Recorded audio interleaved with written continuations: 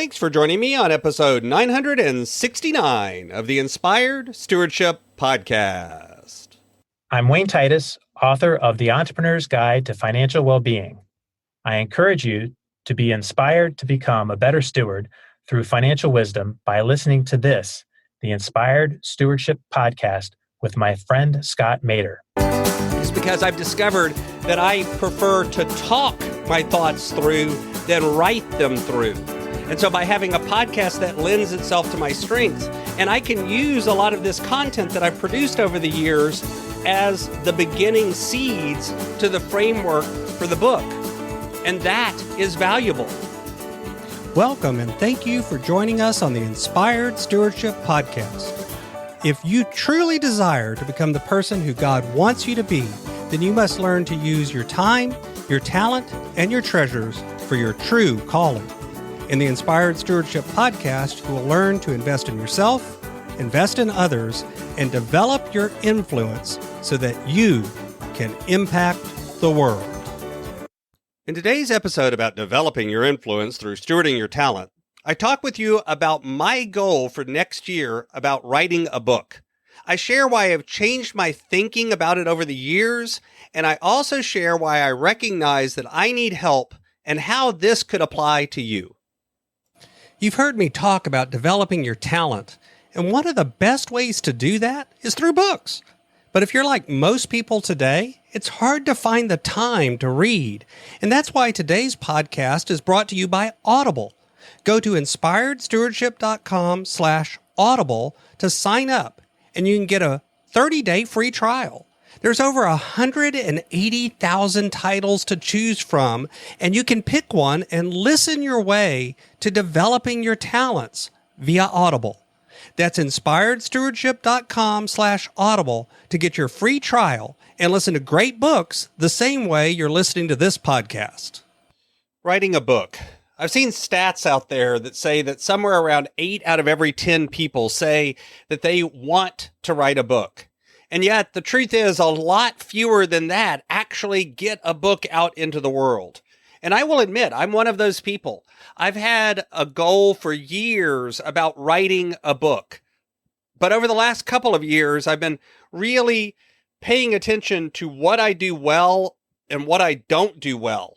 And I still think I want to write a book. I want to get a book out into the world. One on stewardship and the things that I've learned about managing your time, your talent, and your treasures. And I think that book will have value into the world. But I've also recognized that I'm not going to do it if I just keep leaving it to myself to do it.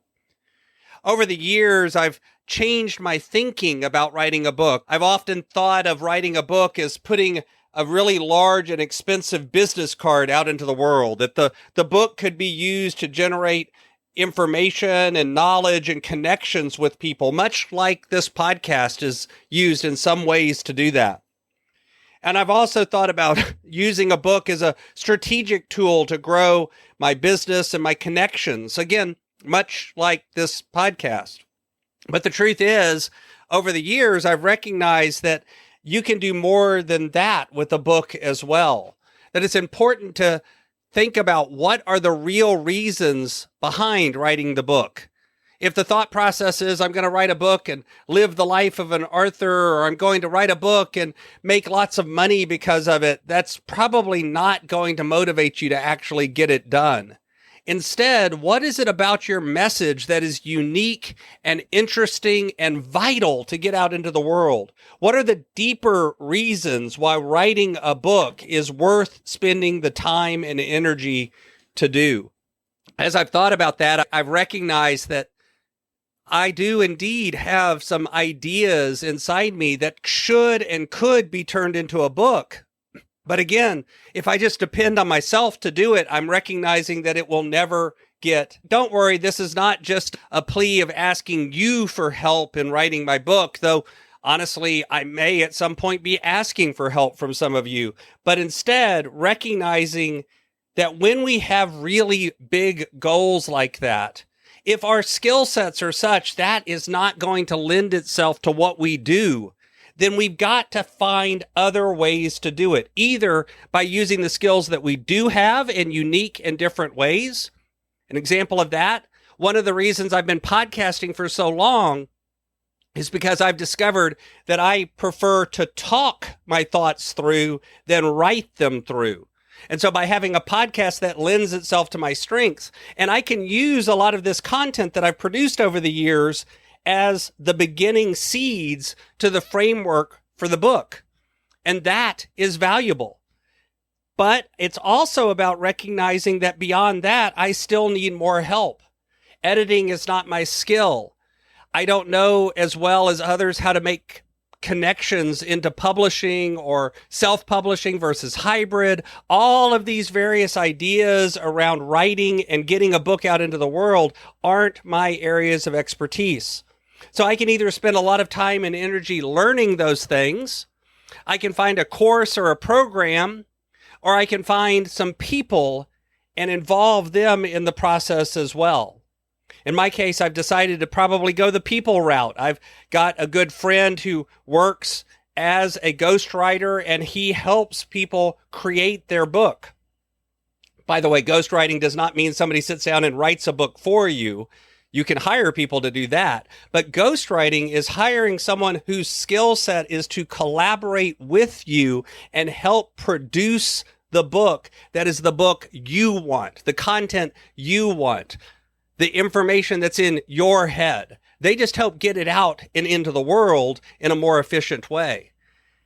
And as I've talked to him about it and thought more about it, I've recognized that this, for me, is probably going to be the most efficient way to create a book, because I know myself well enough to know that if I took one of those courses or if I worked with somebody in that kind of framework, I'm still not going to produce the book. The book's still not going to get out into the world. But if I collaborate with somebody who has my best interest at heart and who works with people like me, then I'm much more likely to produce what I want to get out into the world. All of this applies to you. I'm using the specific example of me writing a book, but I'd be willing to bet that you have some big, hairy, audacious goals that have been on your list and have been out there and something that you've wanted to do for years and years, and yet you haven't accomplished it.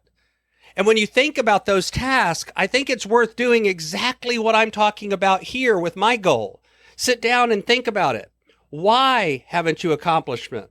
What is it about your skill set that either is lacking and that you need to go fill a hole, or maybe you need to find somebody to collaborate with, or maybe you need to hire or take a course or something else to build up your skills.